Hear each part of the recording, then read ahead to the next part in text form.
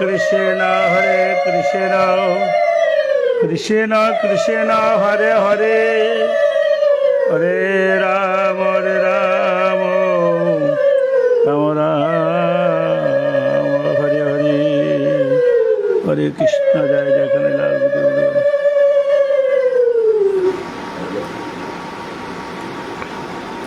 উপস্থিত গৌর ভক্তবৃন্দ, কথা কইল আমাদের কর্তব্য সম্বন্ধে আলোচনা হয়েছিল, বাকিটা বাকি রয়ে গেল। আজকে ভালো করে মনোযোগে সবাই শুনুন।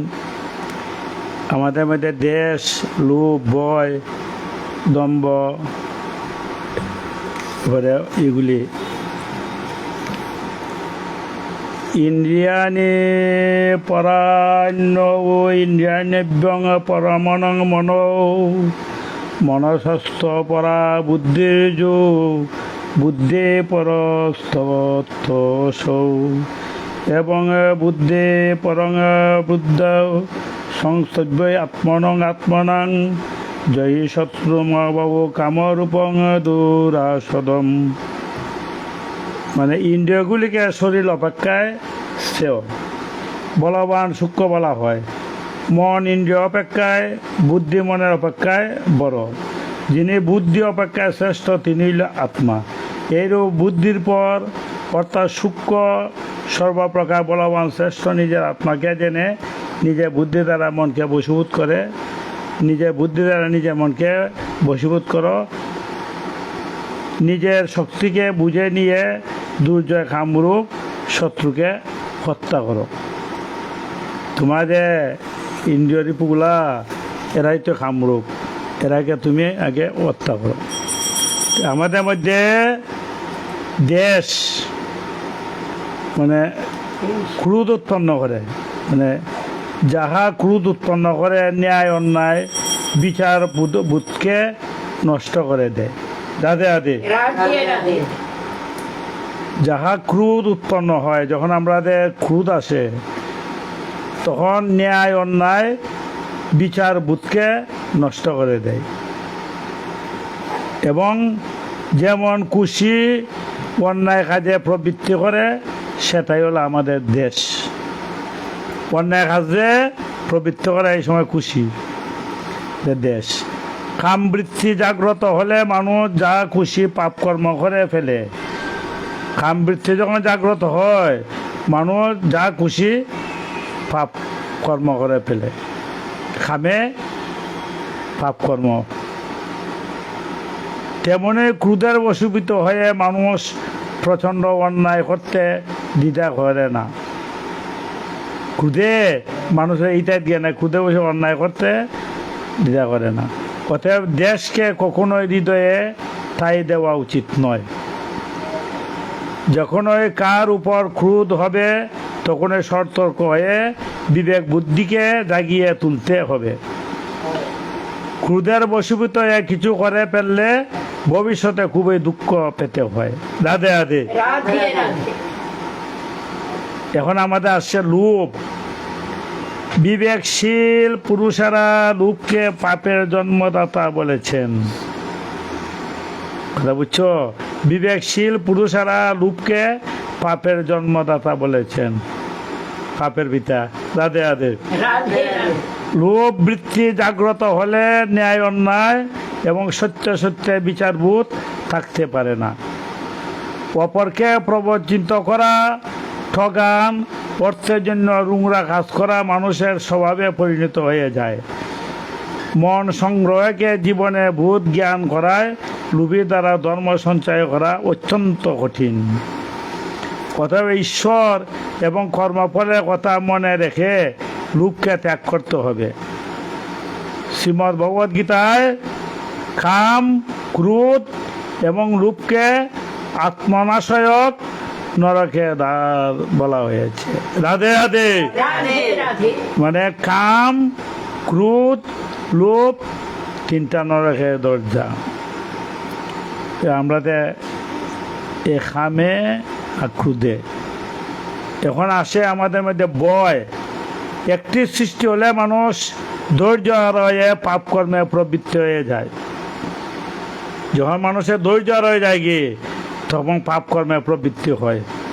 যে মানুষ নির্ভয় হয়ে জ্ঞান পথে চলেন তিনি বিষমতম সংকটে ধৈর্য হারান না। যারা ন্যায় পথে চলে তারা বিষম ধৈর্য হারায় না। তারা কখনোই কোথায় ইহলোকে পরলোকে পতন হয় না। সর্বথ পরমাত্মাকে উপলব্ধি করে ভ্রম কোথায় থাকে না, তারা ভ্রম থাকে না। তবুও ধৈর্য ধারণ করে চিন্তা করলে, শৌর্য বীর্য অবলম্বন করলে মানুষ নির্ভয় হতে পারে। এই একটি কথা মনে রাখো, সর্বদা নির্ভয়ে থাকা উচিত। ভগবানের উপরে কোনো ভয় করবে না। ভয়গ্রস্ত হয়ে কখনোই অধীরতার বসে অন্যায়কে স্বীকার করা উচিত নয়। ভয়ে বসে তো অন্যায়কে স্বীকার করা উচিত নয়। আমি বড়াই অন্যায় করছি, স্বীকার করতাম।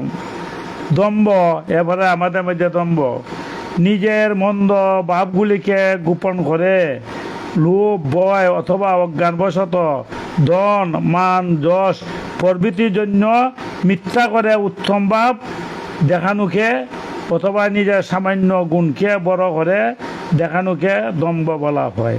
রাধে রাধে, কথাটা বুঝছো নি? নিজের মন্দ ভাবগুলিকে গোপন করে, আমার ভাবগুলিকে গোপন করিয়া লোভ, ভয় অথবা জ্ঞানবশত ধন, মান, যশ প্রভৃতির জন্য মিথ্যা করে, ওইগুলিকে মিথ্যা করে মান যশে এবং ভাব দেখানোকে নিজের সামান্য গুণকে বড় করে দেখানোকে দম্ভ বলা হয়। নিজের গুণটা বলা করে অন্য গুণটাকে ছোট করে।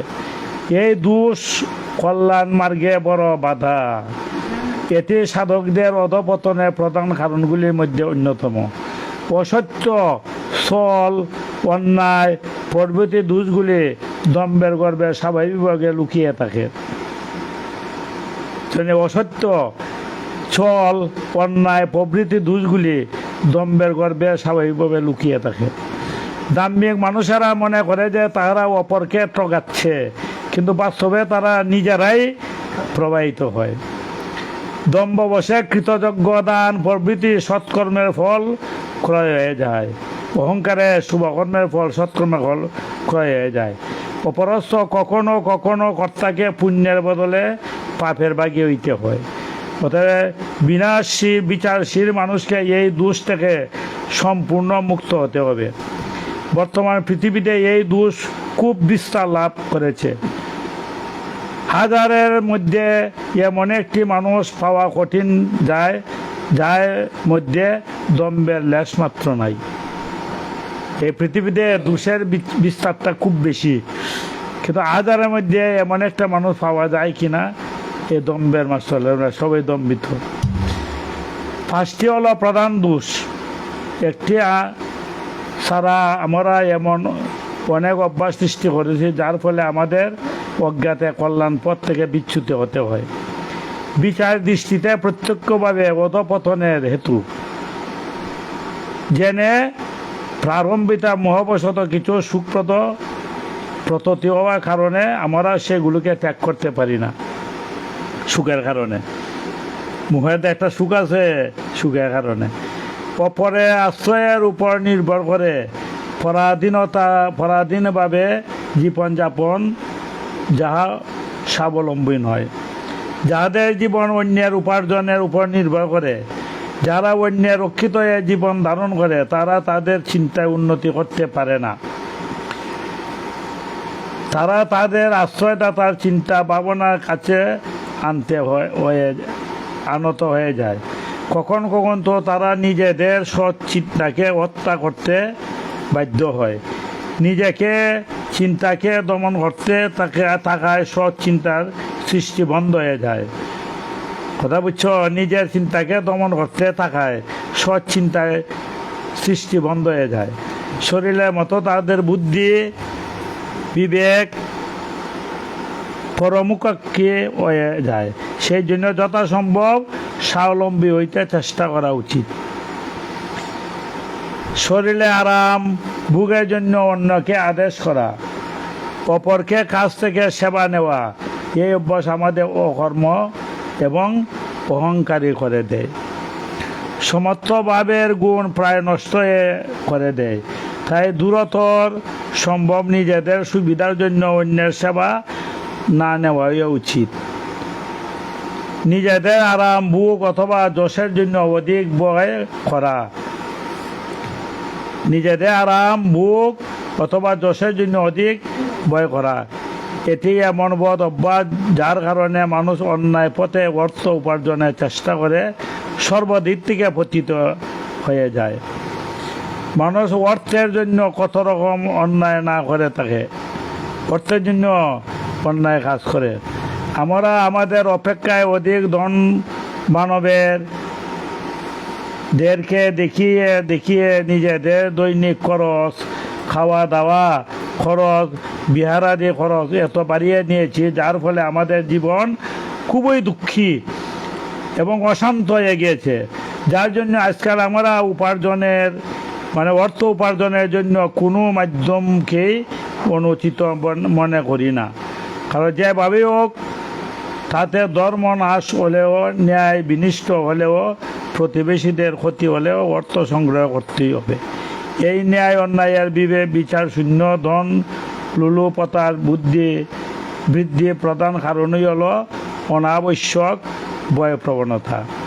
ধন লুপতা মানুষের পরমাত্মের সাধনার আত্মোন্নতির কাছে সহজ প্রবৃত্তি হইতে পারে না। সেই জন্য মানুষের উচিত নিজেদেরকে প্রয়োজনকে যত দূর সম্ভব করান। জীবন নির্বাহনে যত খরচ করা যায় ততটাই করুন, যতটা প্রয়োজন। ধন যদি বেশি থাকে তাহলে গরিব, নির্ধন, পঙ্গু ভাই বোনদের সেবার জন্য দান করো, রাধে রাধে, সৎ কাজে দান করো। দীর্ঘসূত্রতা, অকর্মণতা এবং কুড়েমি, যে আমরা কুইরা কই, আজকের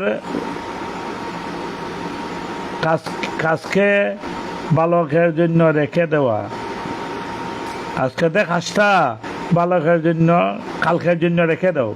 আজকে কাজটা আজকে করতাম না, কালকে করবো। আজকে শুভকর্ম যেটা আজকে করতাম না, কর্ম হিসাব করি।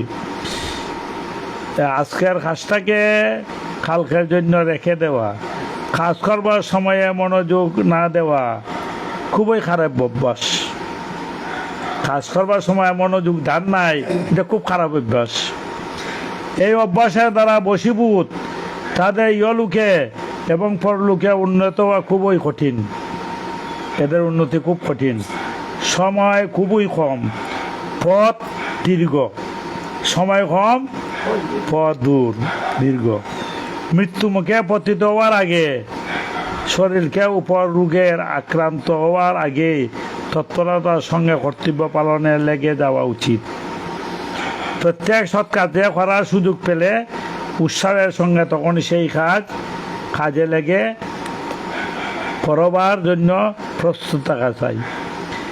মাতা পিতা প্রভৃতি গুরুজনের আদেশে অবহেলা করা, এই অভ্যাস আজকাল খুবই বৃদ্ধি হচ্ছে। বৃদ্ধিটা পাচ্ছে মাতা পিতা প্রতি গুরুজনেদের আদেশ অবহেলা করা, এই অভ্যাস আজকাল খুবই বৃদ্ধি পাচ্ছে। বিশেষ করে লেখাপড়া জানা লোকেদের মধ্যে বৃদ্ধ অভিজ্ঞ গুরুজনের সস্নেহ আদেশকে অবহেলা করতে থাকলে তার সৎ পথে প্রবৃত্ত হওয়ার বাধা হয়ে ওঠে। গুরুজনদেরকে আশীর্বাদে আয়ু, বিদ্যা, যশ এবং বল বৃদ্ধি হয়। তাদের অভিজ্ঞতা লব্ধ বাক্যের দ্বারা আমরা জীবন নির্বাহে পথের সন্ধান পাই। সেই জন্যই গুরুজনদেরকে আদেশ যথাসাধ্য পালন করবার জন্য তৎপর থাকা উচিত।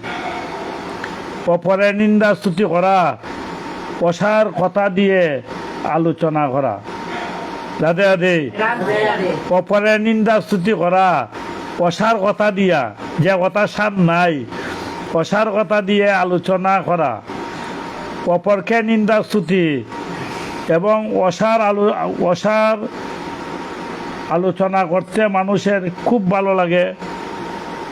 আমরা নিন্দাটা এবং অসার আলোচনা করতে খুব ভালো লাগে। এর মধ্যে পরনিন্দা, পরচর্চা সর্বাপেক্ষায় প্রিয়।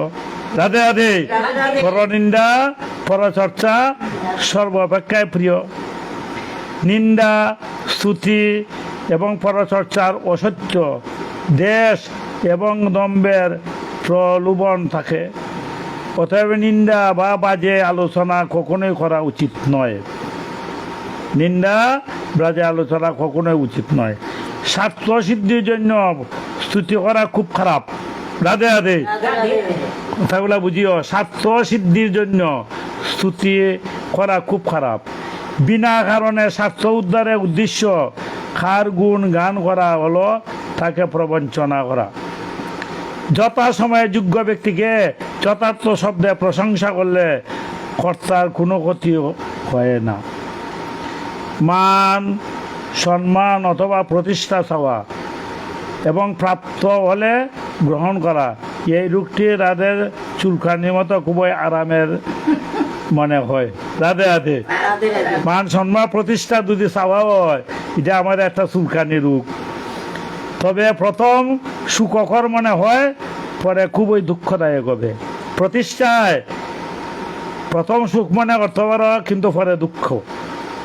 আজকাল তো সামান্য মান সম্মানের মূল্যে আমাদের মহৎ ধর্ম কর্মের সব কিছুই যেন বিকিয়ে দিয়ে গিয়েছে।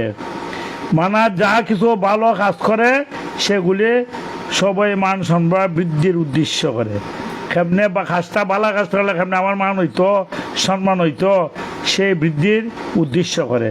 যদি মন্দ বিষয়ে আসক্ত মানুষ অপেক্ষায় মান সম্মান প্রতিষ্ঠার জন্য বালস করা অপেক্ষাকৃত উত্তম, তাহলে যারা আত্মার কল্যাণ চায় তাদের মান সম্মান থেকে খুবই ক্ষতি হয়। এই মান সম্মানের প্রতিষ্ঠা খুবই ক্ষতি হয়। যে সাধনার ফলে অমূল্য নিধি পরমাত্মাকে লাভ করা যায়, সেই সাধনা মান সম্মানের বিনিময়ে বিকিয়ে যায়। এটাই খুব ভয়ানক, গুরুত্বর, সংক্রামক ব্যাধি স্বরূপ। একটি হৃদয়ে নিবৃত্তে লুকিয়ে থাকে। এই ব্যাধিটা হৃদয়ের মধ্যে লুকিয়ে থাকে। যার স্ত্রী পুত্র ধন ঐশ্বর্য ত্যাগ করেছে, কথাটা বুঝছো, যে স্ত্রী পুত্র ধন ঐশ্বর্য ত্যাগ করেছে তাদের মধ্যে প্রায়ই মান সম্মানের মোহরূপ ব্যাধি দেখা যায়। মায়ায় বিচার বুদ্ধি দ্বারা, এই আমাদের বিচার বুদ্ধি দ্বারা এটিকে খারাপ বলে বুঝতে পারবে, মানুষ থেকে সহজে মুক্ত হইতে পারে না। পরামনে সমগ্র জগতে পরিব্যাপ্ত হয়ে আছে। এই সংক্রামক ব্যাধি থেকে হয়তো কোটি কোটি লোকের মধ্যে দুই একজনই মুক্ত থাকতে পারে। পরমাত্মা তত্ত্ব জানবার পর সম্পূর্ণ বিনাশ হয়ে থাকে। চেষ্টা করলে শুরুতেই ব্যাধির অনেকটাই দমিত হয়ে যায়। অতএব এই বিনাশের জন্য সর্বদা চেষ্টিত থাকা উচিত, চেষ্টা করা উচিত। এই চেষ্টার মধ্যে এমন সাবধানতা আবশ্যক অবলম্বন করতে হবে যাতে এর বদলে অনুচিত জেদ বা দম্ভ সৃষ্টি না হয়। যেটা অনুচিত বা জিদ যেমন সৃষ্টি না হয়। প্রধান বাধাগুলি এগিয়ে আত্মোন্নতির জন্য প্রযত্নশীল মানুষ অন্তিমে সফল হইতে পারেন। এই প্রধান সাধনের কথা সর্বাপেক্ষা জেনে নিতে হবে। যার দ্বারা আত্মোন্নতি সহায় হয় সেগুলি কর্তব্য প্রদান হয়। আমাদের আত্মোন্নতি কীভাবে সহায় হয়, এটা প্রদান হয়। সৎপুরুষের সঙ্গ, সৎশাস্ত্র অধ্যয়ন করে তদনুসারে উত্তম আচরণ উপদেশ গ্রহণ করা, অনুসরণ করা, ঈশ্বরের অস্তিত্ব বিশ্বাস করা, পরমাত্মার প্রতি বিশ্বাস যেমন বৃদ্ধি পেতে থাকবে, দোষগুলি তেমনি নিজের থেকে নষ্ট হয়ে থাকবে। যদি ভগবানের প্রতি বিশ্বাস হয়, পরমাত্মা যদি বিশ্বাস হয় বাড়ে, তখন দোষগুলি ইচ্ছাকৃত নষ্ট হয়ে যাবে। সর্বব্যাপী পরমেশ্বরের প্রতি যত বেশি বিশ্বাস জন্মাইবে, আত্মা তত বেশি উন্নতি হবে। সূর্য উদিত হওয়ার আগে যেমন আবাসে অন্ধকার দূর হতে থাকে, তেমনি পরমাত্মা স্মরণ নেওয়ার আগে প্রতি বিশ্বাসের উৎপন্ন হয়ে সঙ্গে সময় পাপ নষ্ট হতে থাকে। সর্বত্র ঈশ্বর অবস্থিত বিশ্বাস হয়ে গেলে মানুষ কখনোই কোথায় পাপ করতে পারে না। যদি বিশ্বাস হয় হ্যাঁ, হৃদয়ে আলো হয়, আলো যেখানে অন্ধকার আসতে পারে না। তাই ভগবানের যদি আত্মজ্ঞান হয় তখন অন্ধকার আসতে পারে না। ঈশ্বরের শরণাগত নিষ্কাম আন্তরিকভাবে নিরন্তর তার নাম জপ করো। রাধে রাধে। নিষ্কাম আন্তরিকভাবে নিরন্তর তার নাম জপ করো। যার কাছে যে নাম প্রিয় তার কাছে সেই নামই মঙ্গলপ্রদ। যার যে নাম থেকে শুভ লাভ হয়েছে তার সেই নামই তার গুণগান করেছে। যার যেটা ভালো লাগে সেটাই তার প্রিয় নাম নেও। নাম থেকে শুভ লাভ হয়েছে, নামে গুণগান করেছে। এর থেকে এমন ভুল করা উচিত নয় যে অমুকের নাম বড় আর অমুকের নাম ছোট। এটা কোনোদিন ভুল করবে না। অমুকের নামটা বড় আর অমুকের নামটা ছোট। নিরপেক্ষায় দৃষ্টিতে দেখলে বোঝা যাবে যে পরমাত্মার সময় নাম সবই প্রভাবশালী, পরমাত্মাকে লাভ করা সবই সমান। যার কাছে যেটি ইষ্ট সেটি প্রিয়, তার কাছে সেটাই শ্রেষ্ঠ। যার যে দেবতা যার যে মতের জন্য তার জন্য সেটাই শ্রেষ্ঠ। তাই যার যে অন্যের মতটাকে নিন্দা করা উচিত নয়। নিজেদের ধারণা অনুসারে সম্প্রদায়গতভাবে তারতম্য থাকতে পারে, হয়তো বিভিন্ন মতের সম্প্রদায় তারতম্য আছে, কিন্তু বাস্তবিক তা নেই। যিনি নাম জপ করেন না তার কাছে যে নাম ভালো মনে হয় তিনি জপ করুন। যিনি যে নাম জপ করেন তিনি কখনোই পরিবর্তন না করে সেই নামই বেশি শ্রদ্ধা প্রীতির সঙ্গে জপ করা করো। পরমেশ্বর স্বরূপে মনন করা। যার কাছে যেটি ইষ্ট তিনি কল্পনা ইষ্টকে দেখবেন, তিনি সেই রূপেই বাপকে নিরন্তর চিন্তা করবেন। যার ঈশ্বর সম্পর্কে একটি কথা অবশ্যই দৃঢ়তার সঙ্গে মনে রাখতে হবে যে ঈশ্বর আছেন, সর্বত্র আছেন, তিনি সর্বান্তর্যামী, তিনি সর্বশক্তিমান, সর্বব্যাপী, সর্বদিব্য গুণসম্পন্ন, সর্বজ্ঞ, সনাতন, নিত্য, পরম প্রেমিক, পরম সুরিত, পরমাত্মীয়, পরম গুরু। এতগুলি গুণে অধিকার অথবা সমতুল্য গুণ সম্পন্ন কেউ জগতে হয়নি। এমন নেই যে ভবিষ্যতে তা হতে পারে না। তার মতো গুণবান পরমাত্মা তো মন, বাক্য, শরীরের দ্বারা স্বার্থশূন্য সর্বদা এই কাজ করতে হবে যাকে নিজের বুদ্ধি অনুসারে কল্যাণের পক্ষে অত্যন্ত শ্রেয়কর বলে মনে হবে। যেটিকে নিজের কর্তব্য বলে মনে হয় পালন করতে দৃঢ় থাকতে হবে। যেটা নিজের কর্তব্য মনে হয় মঙ্গল হয় সেটি করো। লোভ, ভয়, স্বার্থ অথবা অবজ্ঞাবশত কোনো কারণে কর্তব্যচ্যুত হওয়া উচিত নয়। রাধে রাধে। বিশেষ করে 6টি কথাকে কর্তব্য বলে মনে জানা উচিত। আমি এইগুলি সংক্ষেপে নিজের ধারণা বুদ্ধি অনুসারে লিখেছি যে সকলে ভালো লাগবে না, মনে হতে পারে যে সে ভালো কথা আছে।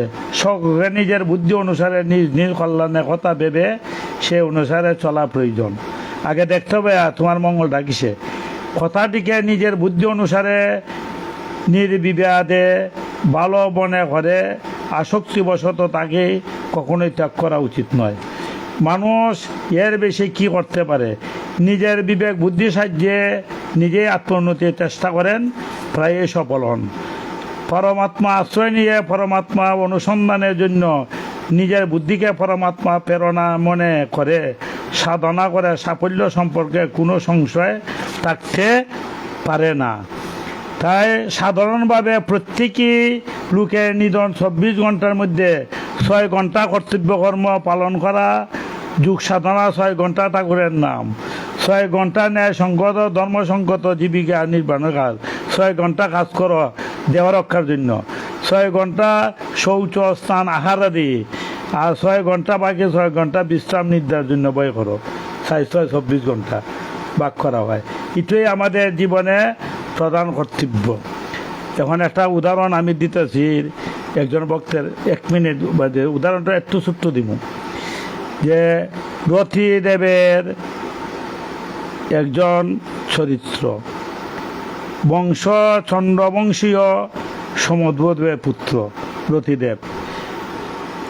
রাজা মহাচক্রবর্তী, কৃষ্ণের দৃঢ়মতি অত্যন্ত অবগতি, সবসময় ভগবত ভক্ত কৃষ্ণের অতিমতি। মহারাজ বুক সুখ দুঃখে করে মানে সমস্ত অর্পণ করলেন শ্রীকৃষ্ণ চরণে। রাধে রাধে। সুখে দুঃখে যা হয় সব শ্রীকৃষ্ণ চরণে সমর্পণ করিয়েছে, আত্মসমর্পণ করে দিয়েছে। রাজধন দ্বারা পুত্র কৃষ্ণার্থে অর্পিয়া, অযাচক বৃত্তি তার শরীর লাগিয়া, মানে ধন সম্পত্তি শ্রীপুত্র যা কিছু আছে সব ভগবানের কাছে সমর্পণ করিয়া সে অযাচক বৃত্তি যা পায় তাই সেবা করে। শ্রীকৃষ্ণ সব সমর্পণ করিয়া কিছুকাল বাজে আর শুনো বিবরণ। বাজে মানে বিঘ্ন অন্তরায় কপটতা বিলম্ব করে, কপটতা বিলম্ব। তাই শ্রীকৃষ্ণ অর্পণ করিয়া 40 দিন কিছু নাই মিলে উপবাস হয়ে রাজা না চাহে বলে 1 মাস পর্যন্ত সে উপাস হয়ে কিচ্ছু খায় না, ভগবানের নাম নয়, মানে খার গেছে কিচ্ছু খায় না। ভগবান তারে পরীক্ষা করছেন। তাই ভগবান দৈবার্থ অন্নপ্রাশন আনিয়া পরে কৃষ্ণ সেই কালে ভগবান একটা ছদ্মবেশ ধারণ করছেন, শূদ্র রূপে আর একটা কুকুর। একজন শূদ্র এক কুকুর বেশ দইয়া তারে পরীক্ষা করবার জন্য গেছেন। অতীত হইয়া রতিদেবের দ্বারা রাজা গেছে, অতীত দেয়া যে আমি আজকে আপনার এখানে অতীত কুকুর বেশ দইয়া অভুক্তদের নিয়ে আসে রাজা অন্য জল, যে আমরা সারাদিন অতীত ক্ষুধার্ত হয়ে গেছে, কিন্তু তারও তো আজকে কিচ্ছু নাই। তাই ওই অন্য প্রায়শ লইয়া গেছে, অতীতে বেশ দইয়া গিয়া ওই মিষ্টান্ন লইয়া তারে নিয়ে দিল, যে তুমি ক্ষুধার্ত তোমারে দিলাম। তখন তারে যখন রতিদেবকে যখন শূদ্রে কিছু মিষ্টান্ন লইয়া গেছুন কুকুরের সাথে, তিনি বাটিয়া দিলেন জনে, যে অতীতই আমি সেবা করতাম, তাই অতীতে সমস্ত কুকুরকে আর অতীতকে দিলে, তার জন্য রাখে নাই। তারা খাইয়া কয়ে না পুরে উদর, তারা খাইয়া কয়ে আমরা ফেট ভরছে না, আরও দেও, আর কিছু নাই রাজার জুড়ে। রাজা আর যুক্তি নাই, কয় আমার তো আর কিছু নাই, আর কিচ্ছু নাই দিবার জুড়াইবার। তখন প্রার্থনা করতেছে তাদের কাছে, ক্ষমা প্রার্থনা দিতে, আমার আর কিছু দিবার নাই। তার করুণা সাগরে, তার ক্রন্দনে করুণা সাগরে তার মন প্রাণ ভগবানের মন থাকে না। ভগবান শ্রীকৃষ্ণ আবার সেই ওই বেশ তার উত্তর দিয়া সেই বিয়াস একবার তার রূপ দেখা দিলেন, যে তোমার পরীক্ষার জন্য আমি আসলাম। রূপ দেখিয়া রাজা মূর্ছাতে হইয়া অষ্টসাত্ত্বিক ভাবিল। তখন তার সামনে দেখা যায় যে নবগণ শ্যাম বনমালী পৃতবাসন, শ্রীবৎস কৌরব মনোহর মৃদু আস, অসংখ্য জন্মের সীমা রাজার অপার, সর্বমঙ্গলায় সুপলে বারাবার। রাজা ভাইয়া আনন্দ ইয়া মূর্ছা দিতে ফুরিয়া অষ্টসাত্ত্বিক বিকার হইলিয়া তার। তাই দাদিদি যেমন রত্ন, দরিদ্র যেমন রত্ন হারাইলে ভাইলে যে আনন্দ তার সীমার বাইরে খুঁজিয়া পায় না। এই মতো রাজা ব্যবস্থা হইয়া কি করবে আনন্দে উন্মাত হইয়া ভগবান চরণে লইয়া প্রেম আনন্দে সে মনের আনন্দে বেসে রইল অষ্ট থাকিতে। তদ্রু আমরা সেই ভগবানের প্রেম আনন্দে বাস ভগবানের সেবায়। জয় জয় খানিলাল জীব কি জয় জয়।